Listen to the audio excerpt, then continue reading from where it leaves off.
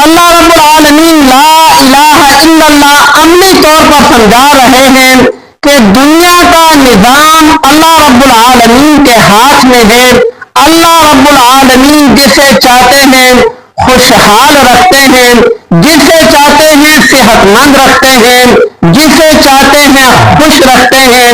یہ اللہ کے اختیار میں ہے، انسان کے اختیار میں نہیں ہے. اسی طرح اگر ہم اپنے معاشرے کا دوسرا پہلو دیکھیں، اللہ رب العالمین اگر کسی انسان کو اپنی نعمت دے کر آزماتے ہیں تو اس انسان کا کیا حال ہوتا ہے. اگر کسی انسان کی فصل اچھی آ جاتی ہے تو کیا وہ اپنا عشر وقت پر دیتا ہے، یا وہ یہ کہہ کر کہ میں نے محنت زیادہ کی ہے، میں نے مہنگے والا بیج ڈالا تھا، میں نے کھاد وقت پر استعمال کی ہے، میں نے اس کی ضروریات کا، اپنی کھیتی کی ضروریات کا خیال زیادہ رکھا ہے، میری فصل اس وجہ سے اچھی ہوئی ہے، میرے اخراجات زیادہ ہوئے ہیں، اور وہ ساری فصل اٹھا کر گھر لے جاتا ہے، عشر کا نام تک نہیں لیتا.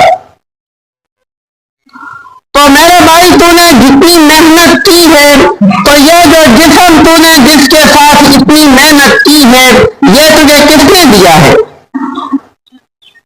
یہ جوانی، یہ ہاتھ، یہ کان، یہ ناک، یہ آنکھیں، یہ کس نے دی ہے؟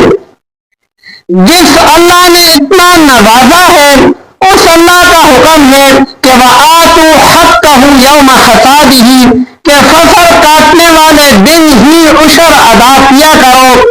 تو کہاں سے کہہ رہا ہے کہ میں نے اتنی محنت کی ہے، میں نے دن رات ایک کیا ہے؟ وہ دن رات بھی اللہ کا ہے، یہ تیری جان بھی اللہ کی ہے، یہ فصل بھی اللہ کی ہے. اللہ کو کسی چیز کی ضرورت نہیں، صرف تیرے اوپر ایک آزمائش ہے کہ تو اس نعمت پر اللہ کا شکر کتنا ادا کرتا ہے. لا الہ الا اللہ تمام انبیاء کرام علیہم الصلوۃ والسلام کی دعوت تھی کہ لوگوں اللہ وحدہ لا شریک کو اپنے اس وجود کا مالک مان لو. اللہ وحدہ لا شریک کے احکام کو مان لو. اللہ رب العالمین کامیاب فرمائیں گے.